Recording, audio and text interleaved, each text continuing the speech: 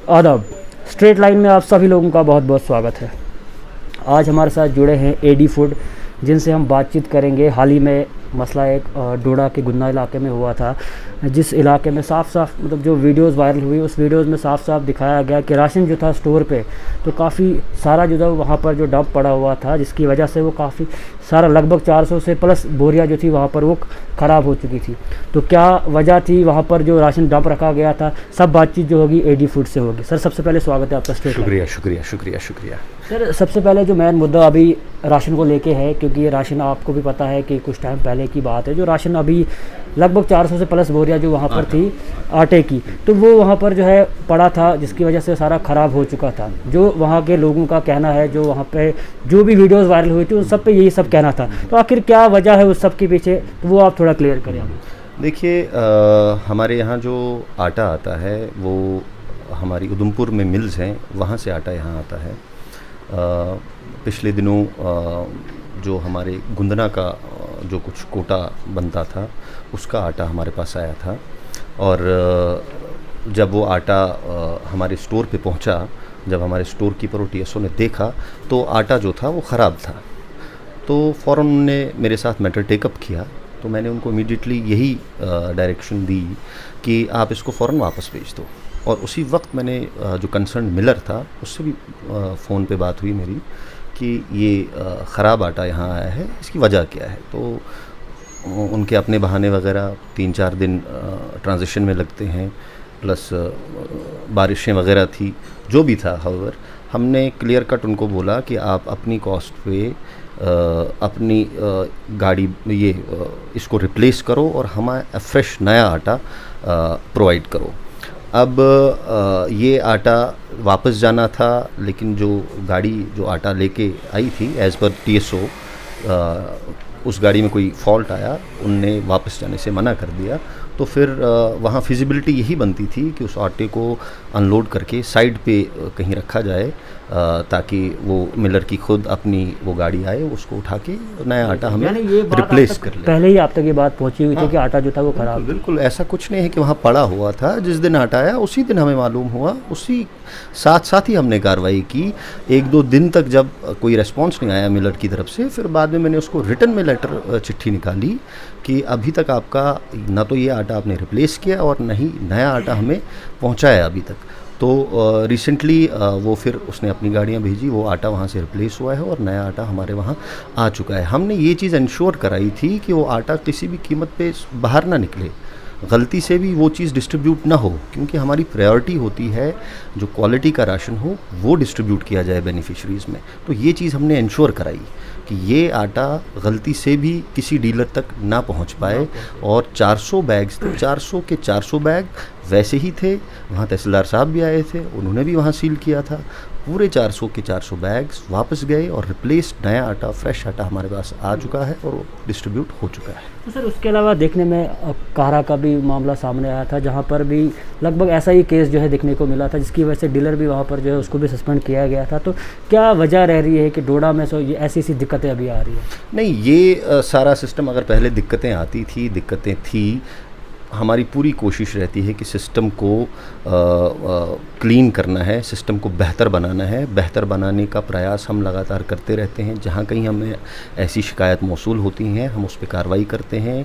वहाँ के store keeper suspend है, वहाँ के टीएसओ को एक्सप्लेनेशन निकली है, और आज जो वहाँ डिस्ट्रीब्यूशन का प्रोसेस चल रहा है वो नॉर्मल है। हमारे स्टोर सारे जो है नॉर्मली फंक्शन कर रहे हैं। तो उसके अलावा सर जो भी आपके डीलर्स हैं उनका भी ये कहना है कि जो स्टोर तक जो राशन आता है प्रॉपर पूरा वो वहाँ तक नहीं पहुँचता है, तो इस सब के पीछे क्या मसला? नहीं, बिल्कुल बिल्कुल ऐसा कुछ नहीं है। जो जिस डीलर का जितना कोटा बनता है as per the EPDS portal, वो पूरा राशन, पूरा कोटा हर डीलर को दिया जाता है, ताकि हर बेनिफिशरी को उसका एंटाइटलमेंट पूरा मिले। जितना जिस बेनिफिशरी का एंटाइटलमेंट हो उसको पूरा मिले, डीलर को पूरा राशन दिया जाता है, कहीं कोई कटौती नहीं होती है। अब जब से हमारा ये ऑनलाइन डिडक्शन का सिलसिला शुरू हुआ, इसमें ये होता है कि जो डीलर जितनी सेल महीने में करता है, मान के चलिए कि एक डीलर को 100 क्विंटल राशन दिया गया, अगर उसने उस 100 क्विंटल में से 90 ही क्विंटल सेल किया हो तो डिपार्टमेंट ये मान के चल रहा है कि 10% उसके पास सेविंग है, क्योंकि उसका सारा डेटा जो है वो OPS के थ्रू सिस्टम में जनरेट होता है। ये मान के चलते हैं कि 10% उसके पास सेविंग है, क्योंकि उसने 90 ही सेल किया है, तो वो 10% ऑनलाइन एलोकेशन में ही कट जाता है और उसको 90 ही दिया जाता है, ताकि जो उसके पास बचा हुआ 10 है वो उसको भी डिस्ट्रीब्यूट करे। ये क्लोजिंग बैलेंस की डिडक्शन ये ऑनलाइन एलोकेशन, ऑनलाइन डिडक्शन की बेसिस पे होती है और इससे सिस्टम में काफ़ी बेहतरी आ रही है। तो सर उसके अलावा केरोसिन की अगर हम बात करें, उज्ज्वला योजना में साफ साफ बताया गया है कि सब्सिडी जो है या तो LPG पे या केरोसिन पे मिल सकती है, लेकिन कुछ देर पहले की अगर हम बात करें तो देखने में आ रहा था लगभग पहले 70,000 लीटर, उसके बाद 30,000 लीटर तेल जो है यहाँ पर लाया जा रहा था। उसके बाद हाल ही की अगर हम बात करें तो अब ज़ीरो नील पे जो है पहुँच चुका है। तो लेकिन क्या वजह थी, अगर हम बात करें सब्सिडी को लेकर, तो कहा जा रहा है कि 100% जो है सब्सिडी LPG की जो है हो चुकी है, यानी सीडिंग जो है पूरी प्रॉपर हो चुकी है। तो फिर क्या वजह रह रही थी कि केरोसिन भी लाना पड़ रहा था यहाँ पर? देखिए, कुछ बेनिफिशरीज जो थे हमारी, जो एज़ पर प्रधानमंत्री जो उज्ज्वला योजना है उनका जो डेटा हमारे पास है, कुछ बेनिफिशरीज अभी उसमें कवर नहीं हुए हैं। तो जो वक्त के साथ साथ कवर होते चले गए और कॉन्सिक्वेंटली केरोसिन ऑयल का जो कोटा बनता था वो भी साथ साथ कम होता चला गया। हमारे यहाँ आज LPG की कवरेज जो है तकरीबन 100% है, as per the data and figures given by the gas agencies. कितने राशन कार्ड जो है अभी यहाँ पर है? अभी हमारे पास देखो, कैटेगरी वाइज में अगर आपको बोलूँ तो हमारे पास तकरीबन, आप देख लीजिए, बेनिफिशरीज़ की मैं बात करूँगा, तकरीबन 3,28,000 बेनिफिशरीज़ हमारे पास हैं। और उसके बाद राशन कार्ड्स देखिए, हमारे राशन कार्ड जो नफ्सा में है, जिसको BPL कहा जाता है, तकरीबन 62,432 हैं, और नॉन नफ्सा जिसको APL भी कहा जाता है, ये तकरीबन डिजिटाइज जो हुए हैं तकरीबन 34,724 राशन कार्ड्स हुए हैं। तो गैस एजेंसीज़ के डेटा के मुताबिक तकरीबन यहाँ पे जो LPG की कवरेज है वो 100% हो चुकी है। पहले थोड़ी कम थी, उसके बाद काम करते गए और LPG कवरेज पूरी होती गई। तो इसी तरह कॉन्सिक्वेंटली जो है के ऑयल का भी कोटा जो था वो फाइनली निल हो गया जी। और ये तकरीबन सारे डिस्ट्रिक्ट्स में हो चुका है। जहाँ जहाँ कोई एक आध डिस्ट्रिक्ट बचा है जहाँ पे अभी भी LPG की कवरेज नहीं है, उनको के ऑयल दिया जाता है। बाकी हर जगह पे ये जहाँ पे LPG की कवरेज पूरी हो चुकी है वहाँ पे के ऑयल का कोटा अब बंद हो चुका है। प्लस ये हमारे आने वाले वक्त में हो सकता है आपको देखने को मिलेगा केरोसिन ऑयल की भी जो है, इसकी भी एक सेपरेट पॉलिसी आने वाली है। हो सकता है जो बेनिफिशरीज डिज़र्विंग हो, जो अभी इस्तेमाल करते हों, उनको केरोसिन दिया जाएगा। उस सिलसिले में हमने लिस्टें भी तलब की हैं। और लेकिन हो सकता है कि पॉलिसी में ऐसा भी हो कि उनको EPOS, यही जो हमारी राशन जिस मशीन से दिया जाता है, वैसे ही वो भी होगा।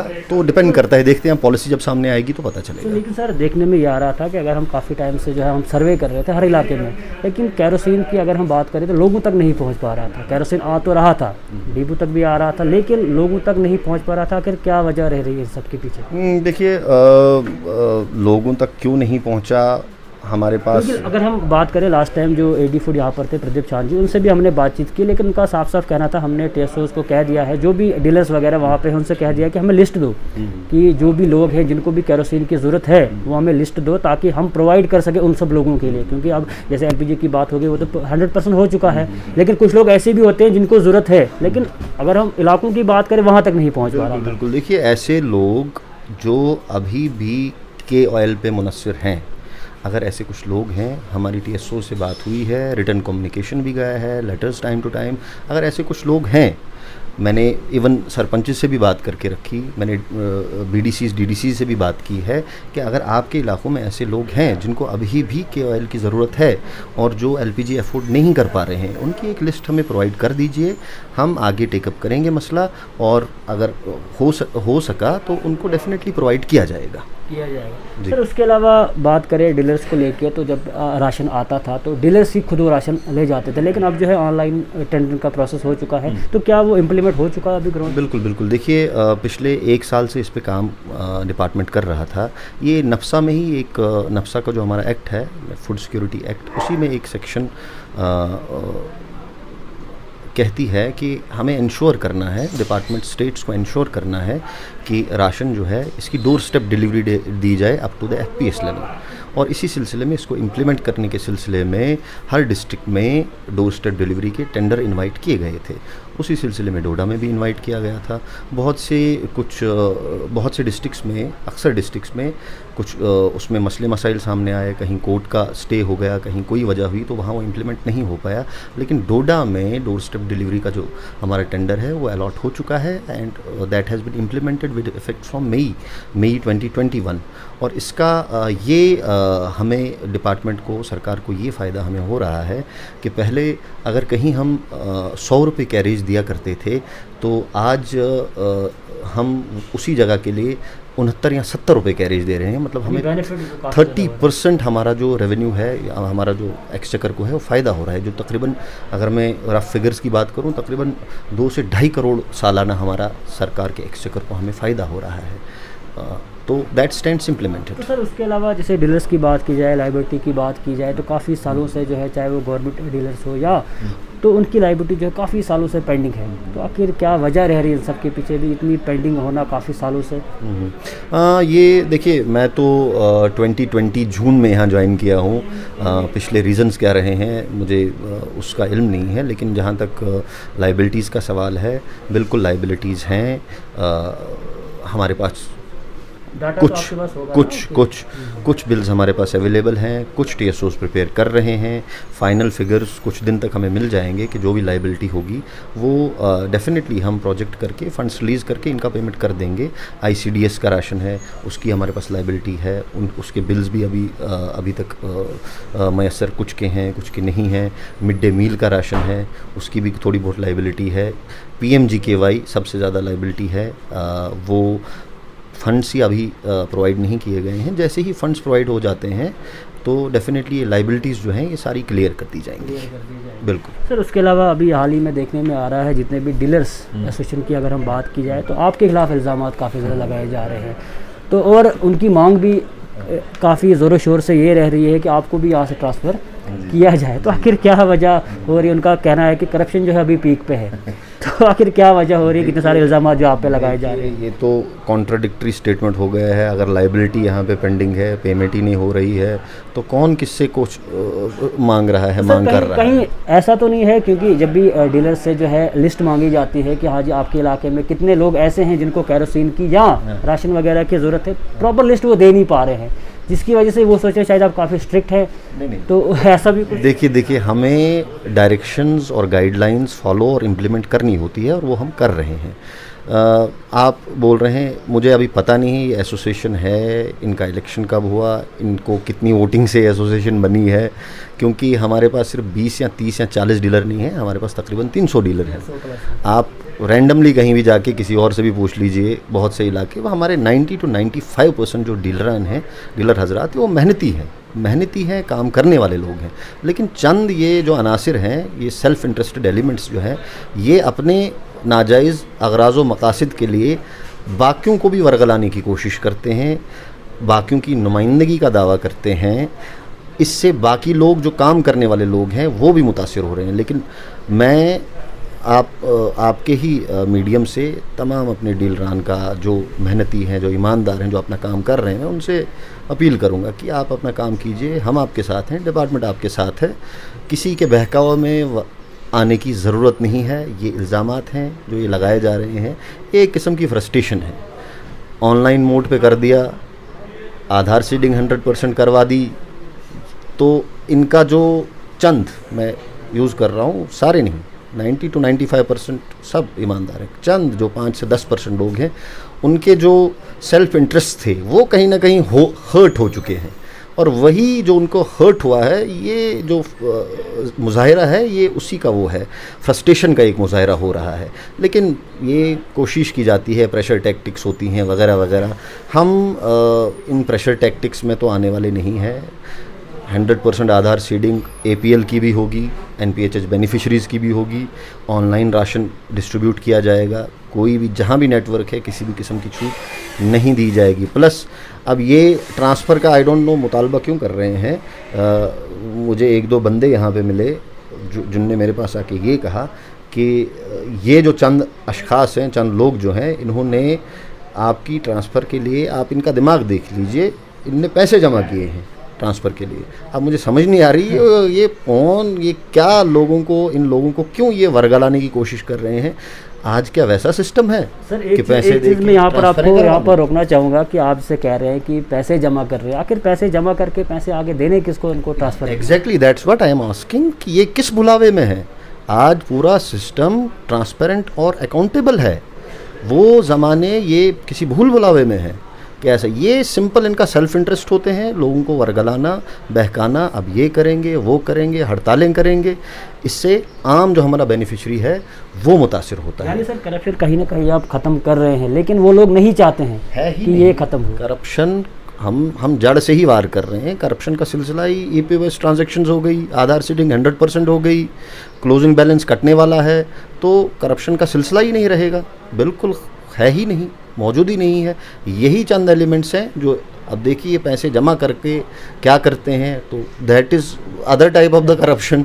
वो ये क्या कर रहे हैं, किसको देने हैं, इनको कौन बोलता है, ये इस तरह की बातें सामने आ रही हैं। जैसे ही हमें इसमें प्रॉपर मैं इंक्वायरी करने वाला हूँ, जैसे ही फैक्ट्स एंड फिगर सामने आते हैं वो एक स्ट्रिक्ट एक्शन लिया जाएगा। तो सर उसके अलावा वन नेशन वन राशन की अगर हम बात करें तो ग्राउंड पे, या अगर डोडा की बात करें हम, तो इम्प्लीमेंट यहाँ पर हो चुका है? बिल्कुल बिल्कुल, one nation one ration card सबसे Doda was one of the first districts to implement one nation one ration card system. हमारे यहाँ कुछ फैमिलीज़ परमानेंटली रह रही हैं गुंदो के इलाके में, यहाँ डोडा सिटी के इलाके में, जो one nation one ration card के अंदर अपना जो राशन एंटाइटलमेंट जो उनकी अपनी स्टेट का है, आधार ऑथेंटिकेशन से यहाँ पे अवेल कर रहे हैं। ये एक सुविधा है जो सबको यहाँ पे मुयस्सर है। कोई भी बाहर का नागरिक जो यहाँ पे मौजूद है, जो अपना राशन यहाँ पे एंटाइटल अवेल करना चाहता है, जिसकी आधार सीडिंग हो चुकी है, वो हमारे किसी भी एफपीएस शॉप पे, नज़दीकी एफपीएस शॉप पे जाके अपना राशन वहाँ से अवेल कर सकता है। तो उसके अलावा कोई नई स्कीम्स जो अभी आई हुई है जो लोगों तक नहीं पहुँची हुई है, तो उसको अवेयर थोड़ा लोगों देखिए हमारी स्कीम्स जो हैं ऑल बेनिफिशरी ओरिएंटेड स्कीम्स हैं। सब्सिडाइज राशन हमारा दिया जाता है, चाहे वो नफ्सा में दिया जाता हो, एनपीएचएच में दिया जाता हो, AA वालों को दिया जाता हो, JKFES में दिया जाता हो। रिसेंटली हमारी PMGKY जो प्रधानमंत्री गरीब कल्याण अन्न योजना जो है, उसमें 5 kilo per soul free of cost ration दिया जा रहा है। तो टाइम टू टाइम डिफरेंट सरकार जो है, डिपार्टमेंट जो है स्कीम्स लाता है for the benefit of the beneficiaries, for the benefit of the consumers belonging to every strata of the society। और हमारा यही होता है कि जैसे ही कोई नई स्कीम आती है, कोई नई वेलफेयर स्कीम या सब्सिडी रिलेटेड कोई स्कीम आती है, हम उसको इम्प्लीमेंट करते हैं। हमारे यहाँ शुगर भी दी जाती है, AA वाली फैमिलीज़ को जो बिलोंग करते हैं उनको शुगर भी दी जाती है at the rate of 13.5 rupees पर केजी एक फैमिली को शुगर भी दी जाती है। इससे पहले यहाँ पे पल्सेस भी हमने दी। तो time to time different schemes आती हैं और यहाँ पे 100% उनकी इम्प्लीमेंटेशन होती है। आगे भी जिस तरह आती रहेंगी इंशाल्लाह इम्प्लीमेंट होती रहेंगी। तो आखिर में सर लोगों के लिए आपका मैसेज, जो अभी भी राशन प्रॉपर नहीं ले पाते होंगे, बिल्कुल तो उनके लिए आपके ज़रिए से मैं तमाम लोगों से अपील करूँगा कि आपकी एंटाइटलमेंट जो है वो आप बिल्कुल उसकी इन्फॉर्मेशन रखिए, हमसे पूछिए। मैंने रिसेंटली एक पब्लिक नोटिस भी इशू किया था जो तकरीबन तमाम सोशल मीडिया में मैंने दिया था, काफ़ी लोगों को सर्कुलेट करने के लिए दिया था, इवन TSOs वगैरह को अपने वहाँ चस्पान करने के लिए दिया था।